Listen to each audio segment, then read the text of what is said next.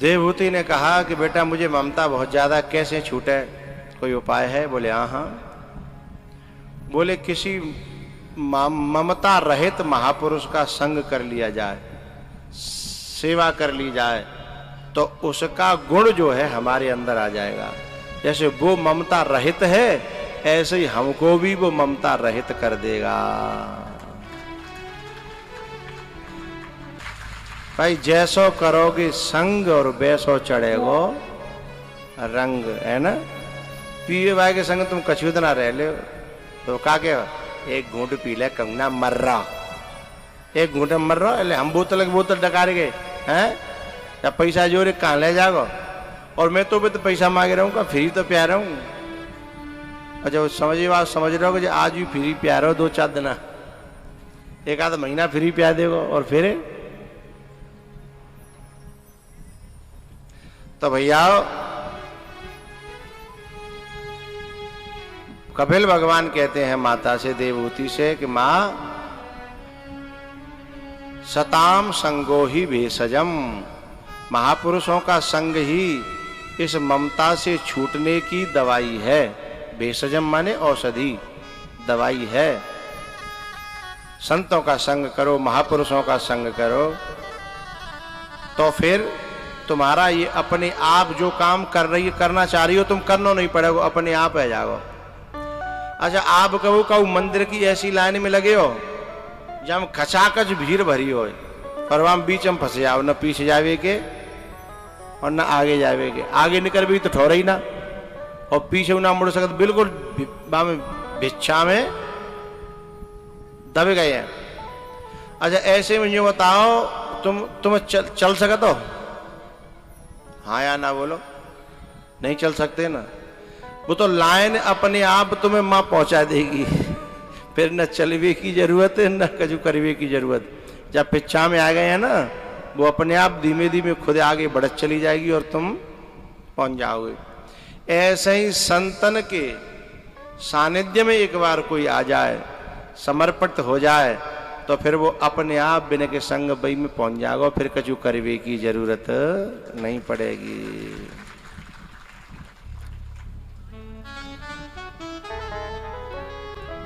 मैया ने कहा बेटा संत कैसे होते हैं, जरा मुझे तो बताओ तो सही।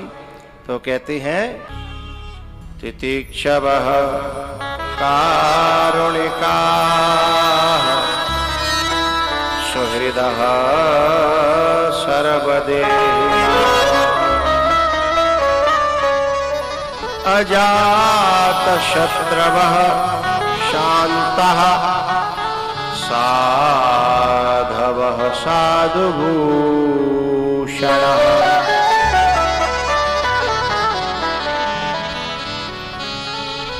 बोले कैसे होते हैं संत? बोले तितिक्षा वाले। बूंद आघात सहहि गिर कैसे, बूंद आघात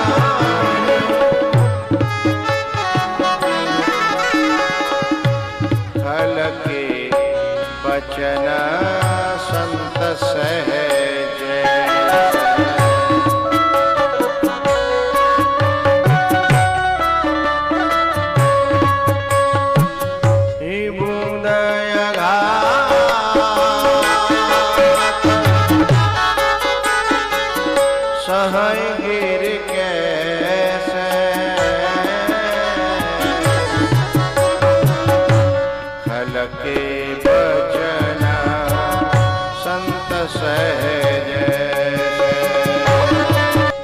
तितिक्षावान है, भूख प्यास सर्दी गर्मी दूसरों के कटु वचनों को जो सह जाए, ऐसा साधु जो है दुनिया का कल्याण करता है।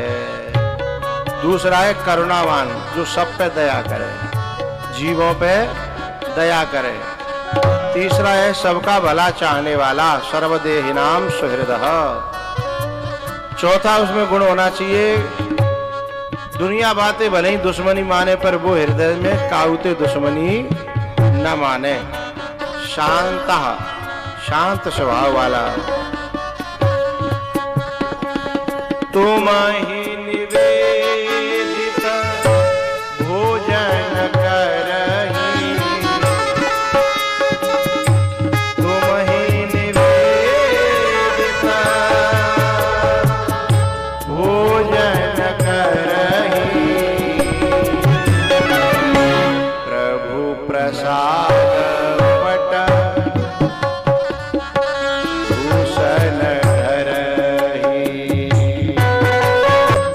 भगवान के सेवक के लक्षण क्या है, संत के लक्षण क्या है, भगवान के भक्त के लक्षण क्या है।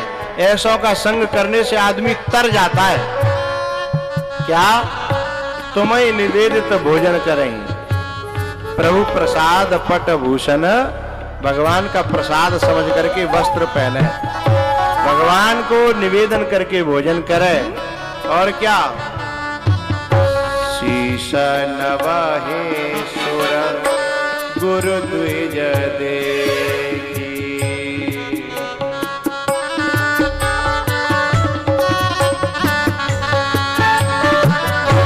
प्रीत सहित करे विनय अभिषेकी,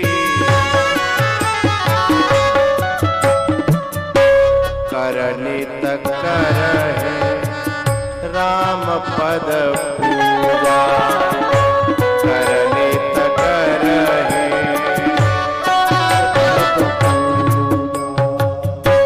करनित करहे राम पद पूजा,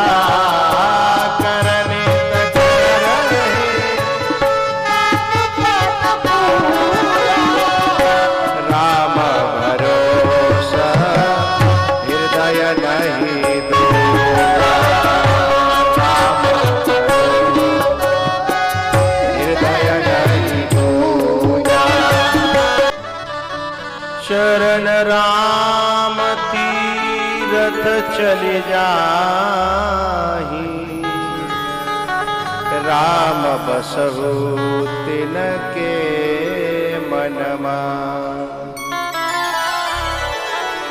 ऐसे संत का, ऐसे भक्त का यदि साथ मिल जाए, काऊ कीमत पे मिल जाए, दुनिया में लात मारनी पड़े तो भी मिल जाए, तो भी घाटे का सौदा नहीं है, फायदे का ही सौदा है।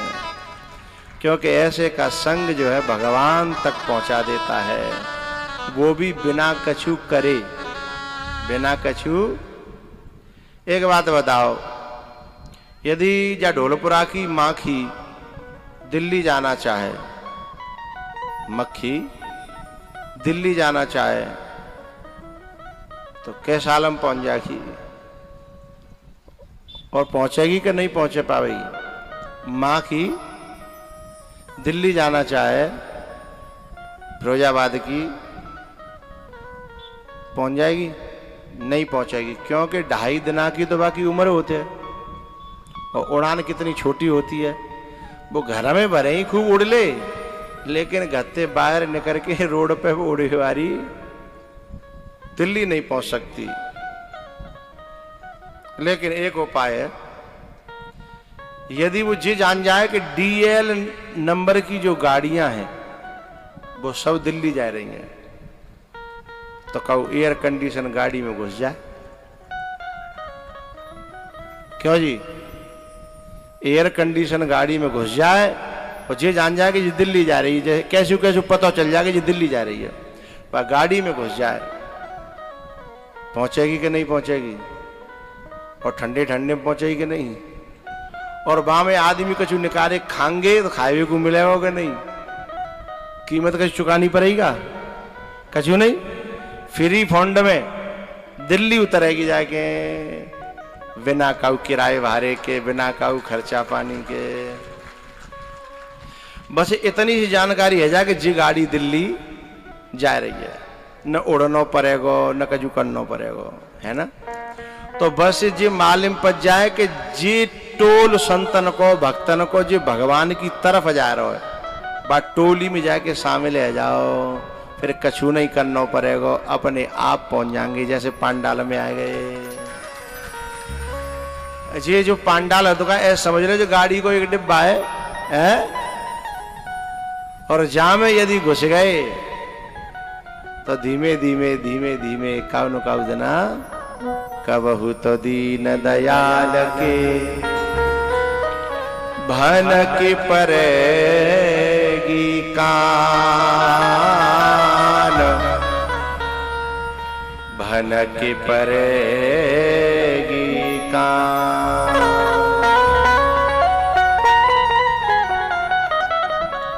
एक बात बताऊं, एक बार एक सूरदास जी महाराज बांके बिहारी के दर्शन करे हुए जा रहे, और ठोकर खा रहे, दिक्कत है रही, लेकिन फिर भी जा रहे। एक आदमी ने पूछी, जब तुम्हारी आंख ही नहीं है तो तुम क्या दर्शन करे हुए जा रहे हो? तो आंख तो तुम्हारी है नहीं, तुम क्यों जा रहे हो? तो बोले भैया मेरी तो फूट गई है, भगवान की तो ना फूट गई, चाहे वो मोह देख ले चाहे मैं भाई देख लूं, बात बन जाएगी ना। चाहे मोह वो देख ले और चाहे मैं भाई देख लूं। और है सकते मेरे देख बेते बात बने बने न बने, लेकिन यदि वाकई नजर में हम आ गए तो बात 100% बनी ही जाएगी।